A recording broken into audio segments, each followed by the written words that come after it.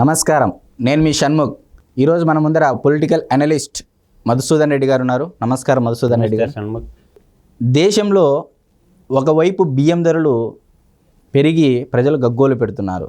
కానీ విచిత్రంగా ఆంధ్రప్రదేశ్ రాష్ట్రంలో ఎమ్మెల్యేల ఎంపీల టికెట్ రేట్లు కూడా పెరుగుతున్నాయని చెప్పేసి గగ్గోలు పెడుతున్నారు. ఎటు చూసినా గగ్గోలే కనపడుతుంది. దీన్ని ఏ విధంగా చూస్తారు మీరు? నువ్వు భలేవాడు షణ్ముఖ్, భలేకి వచ్చిన అడిగిను. ఒకవైపు ఏమో ప్రజల సమస్య లేవనెత్తిను, మరోవైపు ఏమో రాజకీయ సమస్య లేవనెత్తిను. ఇప్పుడు ఈ రెండిటి మధ్య సంబంధం ఏంటి అనేది నీ భావన, అంతే కదా? ఈరోజు భారతదేశంలో జనాభా ప్రపంచంలో అత్యధిక జనాభా గల దేశంగా భారతదేశం రూపాంతరం చెందింది. ఈ చెందిన తరుణంలో మానవుడి యొక్క ప్రాథమిక అవసరాలు ఏదైతే ఉందో మొట్టమొదటిది ఏంది? ఆహారం. మొట్టమొదటి ఏంటంటే ఒంటి మీద బట్టలు లేకపోయినా తిండి దీన్ని బతకాలి కదా. కాబట్టి ఆహారం కావాలా. రెండోది వస్త్రం కావాలా. మూడోది ఏం కావాలా? గూడు కావాలా. అందుకని కూడు, బట్ట, అర్థమవుతుందా, గూడు, ఈ మూడు ఉండాలా. ఈ మూడు అందించాల్సినటువంటి రాజకీయ నాయకులేమో ఎలక్షన్లు సమీపిస్తున్నాయని, సార్వత్రిక ఎలక్షన్లు సమీపిస్తున్నాయని చెప్పి వాళ్ళు టికెట్ల వేటలో వాళ్ళు పడ్డారు. పేదోడేమో మన నిత్యావసర ధరలు ఆకాశం వైపు చూస్తున్నాయని వాళ్ళు గగ్గోలు పెడతారు. వాళ్ళు రోడ్ల మీదకి వచ్చి రోజు పని చేసుకుంటే కానీ పొట్టగడనటువంటి కుటుంబాలు రోడ్ల మీదకి వచ్చి ధర్నాలు చేయలేరు. చేయాల్సిన్నది ఎవరు? ఎమ్మెల్యేలు, ప్రతిపక్ష పార్టీలు ఈ నిత్యావసరాల మీద యుద్ధం చేయాలన్నటువంటి పరిస్థితి ఉంది. ఇప్పుడు అందుకని తెలంగాణలో మనకి రాజకీయంగా గ్యాస్ సిలిండర్ మేము 500కే ఇస్తామని చెప్పి కాంగ్రెస్ పార్టీ ఒక అల్టిమేటం ఇచ్చింది. అది నిన్నటి నుంచి కొంచెం దరఖాస్తులు తీసుకుంటారు. కానీ ఆంధ్రప్రదేశ్లో కూడా గ్యాస్ సిలిండర్ ఉంది కదా. గ్యాస్ సిలిండర్లో అంటే ఓటర్లో సగం మంది మహిళా ఓటర్లే ఉంటారు కదా. మహిళా ఓటర్లకి గ్యాస్ సిలిండర్ 500కి ఇచ్చారనుకో ప్రభుత్వము, అప్పుడు నెలకు ఒక సిలిండర్ వేసుకున్న 12 సిలిండర్లు అంటే 12 6,000 రూపాయలు బెనిఫిట్ వస్తుందిగా. అంటే దాదాపుగా నీకు నేను అనేది ఏంటంటే 500 రూపాయల సిలిండర్కి ఇచ్చినప్పుడు ఇప్పుడు బహుశా 1,150 రూపాయలు 1,250 రూపాయలు ఉంది. రాష్ట్రానికి కొంచెం హెచ్చు తగ్గుల్లో వేసుకున్న 1,150 రూపాయలు అనుకుందాం. అంటే 650 రూపాయలు మిగిలినాయి. అంటే దాదాపుగా గ్యాస్ మీద ఒక 7-8 వేలు మిగిలిపోతాయి కదా గ్యాస్ సబ్సిడీలు ఇచ్చేస్తే. అయితే ఇక్కడ ఏంటంటే మనం ఆలోచించాల్సింది ఏంటంటే 2,000 నదులకు పైగా ఉన్నటువంటి భారతదేశంలో ఎన్ని నదులు? 2,000 నదులు. 2,000 నదులకు పైగా ఉన్నటువంటి ఈ భారతదేశంలో, ఈ పుణ్యభూమిలో ఇప్పుడు వరి బియ్యము అంటే మన బియ్యం ధర ఎందుకు పెరుగుతుంది? ఒకవేమో రైతులు పండించినటువంటి వరి ధాన్యం కొనే దిక్కు లేదు, మరోవైపు ఏమో బియ్యం ధరలు పెరుగుతున్నాయి. వీటి మధ్య సమతుల్యత ఏంది? వీటి మధ్య డ్రామా ఏంది? నాకు అర్థం కావడం లేదు. ఎందుకు అర్థం కావడం లేదు సార్? మీలాంటి వాళ్ళకైనా నువ్వు అడగొచ్చు, నాకు అర్థం అవుతుంది. ఒకవైపు ఏమో రైతు పండించినటువంటి వరి ధాన్యం కొనే పరిస్థితిలో ప్రభుత్వాలు లేవు, మరోవైపు బియ్యం కొనలేక పరిస్థితుల్లో ప్రజలు ఉన్నారు. అసలు ఎక్కడ లోపం ఉంది అంటే దళారీ వ్యవస్థ అనే దానికి మధ్యలో ఉంది. ప్రభుత్వ రంగంలో ఏం చేయాలంటే ఖచ్చితంగా ప్రభుత్వ రంగంలో యుద్ధ ప్రాతిపదికన ఒక నియోజకవర్గానికి ఒక రైస్ మిల్లు, ఎక్కడైతే వరి అధికంగా పండుతుందో అక్కడ ప్రభుత్వ రంగంలోనే ఒక రైస్ మిల్లు కానీ పెడితే ఫుడ్ అండ్ టెక్నాలజీ చదువుకున్నటువంటి ఇంజనీర్లు ఉన్నారు కదా షణ్ముఖు, వాళ్ళకు ఎంప్లాయ్మెంట్ జనరేషన్ చేయొచ్చు. తర్వాత ప్యాకింగ్ టెక్నాలజీ, ఇప్పుడు రైతుల దగ్గర నుంచి ధాన్యం తీసుకోవచ్చు, ధాన్యం తీసుకొని దాన్ని మిల్లింగ్ వేసి అంటే ప్యాకింగ్ టెక్నాలజీ డిజైన్ వాళ్ళు, తర్వాత రైస్ బ్యాగులు ఏంది? పాలిథిన్ బ్యాగులు అంటే పాలిమర్ సైన్స్ చదువుకున్నటువంటి బ్యాగ్స్ మ్యానుఫ్యాక్చరింగ్ అనమాట. చూడు నేను చెప్పాను సింపుల్గా, ఒక ప్యాడీని మనం తీసుకుంటే ఈ ప్యాడీ పంటల్లో మనకి రైస్ బౌల్ ఆఫ్ ఆంధ్రప్రదేశ్ ఉన్న, ఒకప్పుడు అన్నపూర్ణగా ఉన్న ఆంధ్రప్రదేశ్ ఈరోజు అల్లకొల్లోల ఆంధ్రప్రదేశ్గా మారిపోయింది. ఈరోజు వెస్ట్ బెంగాల్ ఒకప్పుడు వరిధాన్యం పండించే దాంట్లో మొట్టమొదటి స్థానంలో ఉంటే ఆ మొట్టమొదటి స్థానాన్ని ఎక్కడికి వచ్చింది? తెలంగాణకి వరి పండేది అత్యధిక రాష్ట్రంగా తెలంగాణ. అంటే తెలంగాణలో నదులు గ్రావిటీ ద్వారా నీళ్లు వాళ్ళు అధికంగా వరి ఉత్పత్తి చేసి చివరికి ఏంటంటే మేము కొనలేము, ప్రభుత్వం ఒరేసుకుంటే ఉరేసుకున్నట్టే అనే కాడికి వచ్చేసింది. అన్ని కోట్ల టన్నులు ఒడ్లు పండించారు తెలంగాణ రైతులు. అర్థమవుతుందా? అదేవిధంగా ఆంధ్రప్రదేశ్లో కూడా అష్ట కష్టాలు వచ్చి వరి పండించేశారు. ఆ ధాన్యం కొనే దిక్కు లేదు. అయితే మనం ఆలోచించాల్సింది ఏంటంటే, నేను చెప్తుండేది ఏంటంటే, ఎవరికైనా కూడా ధరలనేవి ప్రభుత్వం నియంత్రణలో ఉండాలి. ధరలు దేని నియంత్రణలో ఉండాలా? కేంద్ర రాష్ట్ర ప్రభుత్వం నియంత్రణలో ఉండాలా.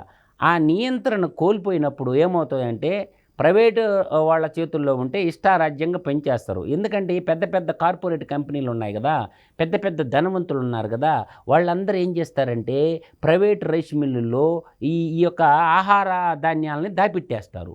ఒక నెల రోజులు దాపెట్టేశారనుకో, ఒక 20 రూపాయల ధరలు పెరుగుతాయి.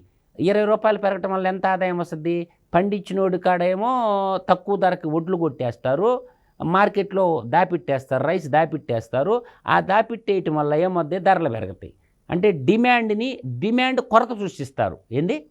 డిమాండ్ కొరత. ఇప్పుడు డిమాండ్ ఉంటుంది, వస్తువుకి డిమాండ్ ఉంటుంది, సప్లైని కొరత సృష్టిస్తారు. డిమాండ్ ఉంది, సప్లై కొరత సృష్టించినప్పుడు ఏమొస్తుంది?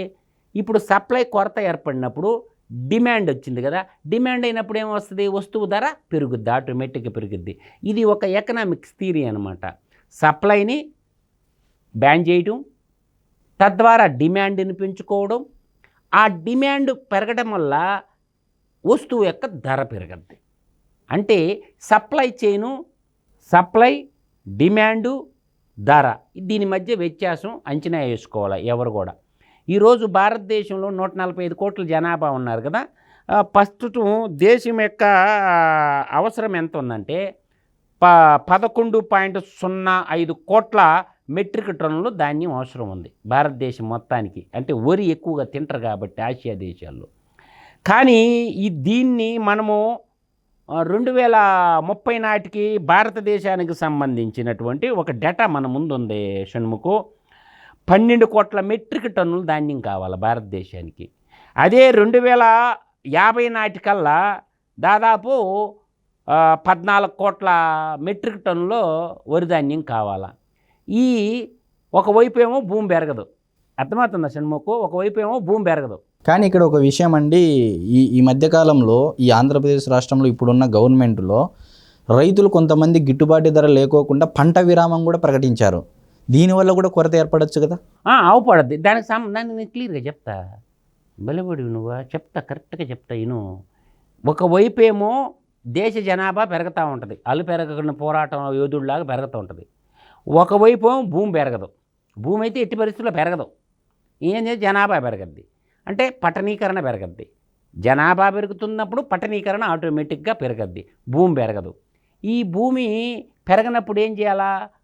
అదే భూమి కదా, పంటలేస్తాం కదా, పంటల యొక్క ఉత్పత్తి కెపాసిటీని పెంచాలా. అంటే 30 బస్తాలు బండే వరిధాన్యం ఒక ఎకరాకు బండుతుందంటే దాన్ని 50 బస్తాలకు తీసుకుపోవాలా. ఈరోజు చైనాలో 80 బస్తాలు పండిస్తారు ఎకరాకు వడ్లు. అర్థమవుతుందా? అట్లా వ్యవసాయ రంగంలో రీసెర్చ్ చేసి తద్వారా కొత్త కొత్త వంగడాలు సృష్టించి అధిక ఉత్పత్తినిచ్చేటటువంటి వంగడాలను ప్రజలకి, రైతాంగానికి, రాజకీయ నాయకులు అందించాలి. వాళ్ళు ఆ పని చేయరు. వాళ్ళు ఏంటంటే పప్పులు బెల్లాల పథకాలు పంచుకుంటూ ఉంటారు. చేయాల్సిన పని చేయటం లేదనమాట.